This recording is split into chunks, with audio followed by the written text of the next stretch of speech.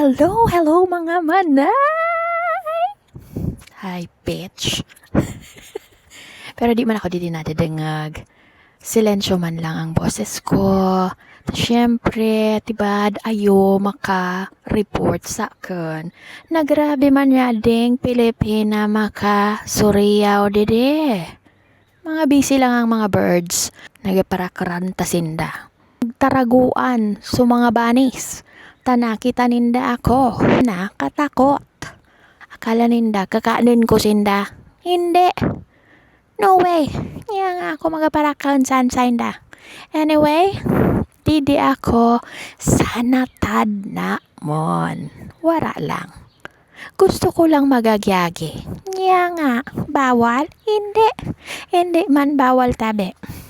Gusto ko lang magagyagi. Magchuro check man ngaya bagaman ngaya supervisor mag-check sang mga prutas kung diri di ba sinda. Taminsan ayo nakaka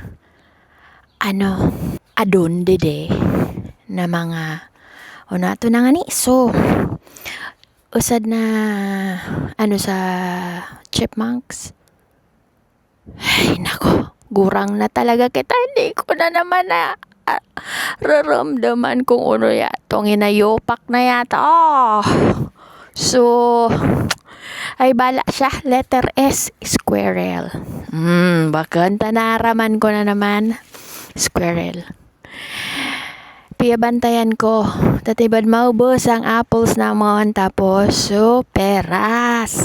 Tanga na sana nagburong ang dakil nga ng taon. So, na kita. Di na kita sa mga flowers. Manay, Christine, uyan na. Mamagayonon man baga sa mga paburak din ni Manoy Albert. Tapos, na ang mga kapera sa natin. Antis makanamit.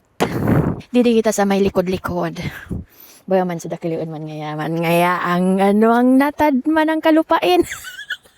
Para sa diet. Pero yan, appreciate the colors. Nag-English para nakakitang mga purple and red. Biyo na nag-English man ngaya si Manay Jome. Ano nakita? Oh, tama na, talaba na naman ang pigpara, ngalam-ngalam ko dide. Para nagturtisting kita san gadget na tigtaw ni Agom. Taimbes, aparador sa nang nagpara-enjoy sang mga gadget na iniyo. Why not shock not ako man? Okay? Sige na, sa sunod naman kita magtsirikaan mga manay. Bye! Ay, pakis. Bye-bye!